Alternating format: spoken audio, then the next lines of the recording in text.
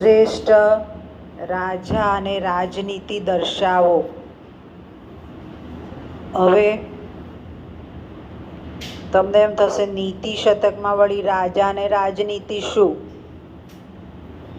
તો જરૂરી છે. સંસ્કૃતમાં જ કહેવત છે, હિન્દીમાં પણ છે, ઇંગ્લિશમાં પણ છે, ગુજરાતીમાં પણ છે.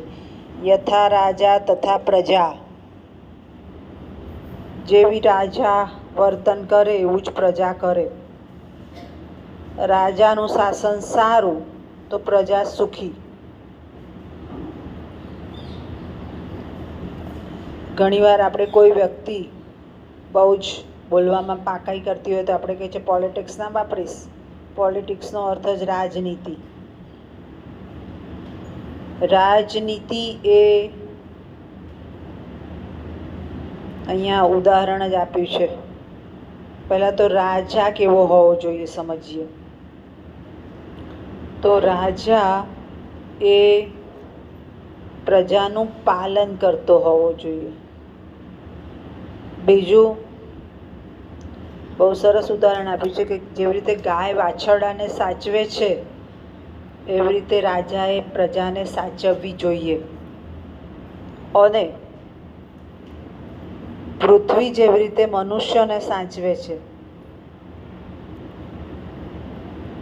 પૃથ્વી એ સજીવ વસ્તુ છે, આપણે હાલીએ ચાલીએ છીએ. એ મનુષ્યને જેવી રીતે સાચવે છે એવી રીતે રાજાએ પ્રજાને સાચવવી જોઈએ. હવે રાજા છે એ સાચવશે, આપણે માની લઈએ. નથી સાચવતો કે સાચવે છે એમાં નથી પડતા. ત્યાર પછી રાજનીતિ.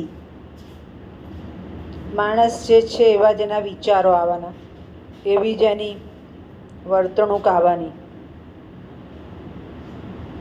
રાજનીતિ માટે અહીં ઉદાહરણ આપ્યું છે વારાંગના. વારાંગના એટલે જે નૃત્ય કરીને પોતાનો વ્યવસાય ચલાવે છે એને વારાંગના કહેવાય. વારાંગના એ કે જ્યારે નૃત્ય નથી કરતી ત્યારે એ આપણને બહુ પસંદ નહીં પડે, બેઠી હશે તો. પણ તૈયાર થઈને આવશે અને નૃત્ય કરશે તો પસંદ પડશે.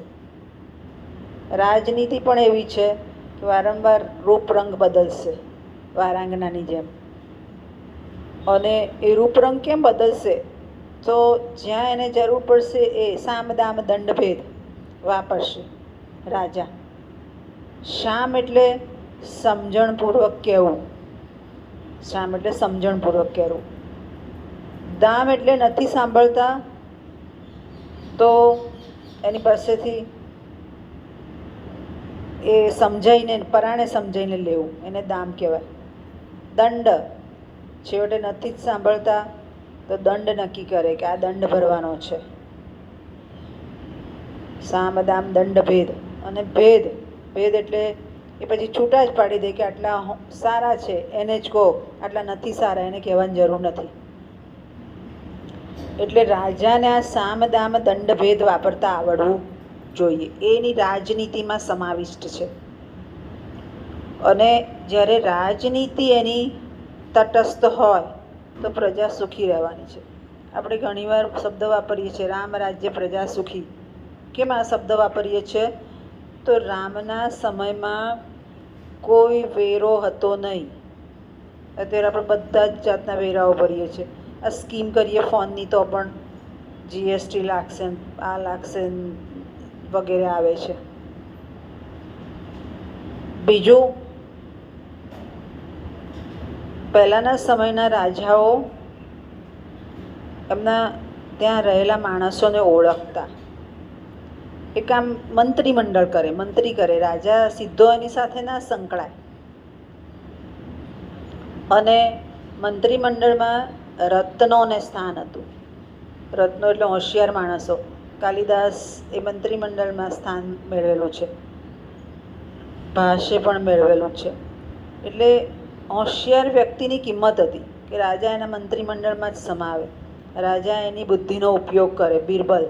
બિરબલની વાર્તા આપણે બધા જાણીએ છીએ. એટલે જ્યારે ક્યારેક સારું કામ થાય તો રાજા ખુશ થઈને એને પોતાના ખજાનામાંથી સોના મોર પણ આપતા. અત્યારે તો કોઈ રૂપિયો ના હાલે આપણે લેવા જઈએ તો.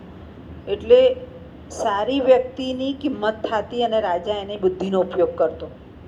આ રાજાને સમજ પડવી જોઈએ કે કોને ક્યાં એ મૂકી શકે. ધારો કે યુદ્ધભૂમિમાં જવું છે તો વજીર નહીં ચાલે, સેનાપતિ જ જોઈશે. મંત્રીમંડળમાં કોઈ નિર્ણય કરવો છે તો વજીર જ જોઈશે. એટલે આ બધી વસ્તુઓ આપણને વર્તમાન સમયમાં જોવા મળે છે. રાજકીય બાબતો ઘણીવાર આપણે કહીએ છીએ કે એજ્યુકેશનમાં બરાબર નથી, આ બરાબર નથી, તો જેને સોંપ્યું છે એ ચોક્કસ નિયમો બનાવતો નથી, એ ચોક્કસ માણસોને ધ્યાનમાં રાખીને આગળ વધતો નથી અને એની નીતિ બરાબર એપ્લાય થતી નથી. એટલે શ્રેષ્ઠ રાજા ક્યારે બની શકે? તો એની રાજનીતિ સારી હોય. રાજનીતિ સારી ક્યારે બની શકે? તો એના મંત્રીઓ હોશિયાર હોય ત્યારે. ખ્યાલ આવી ગયો? સમજ પડી ગઈ?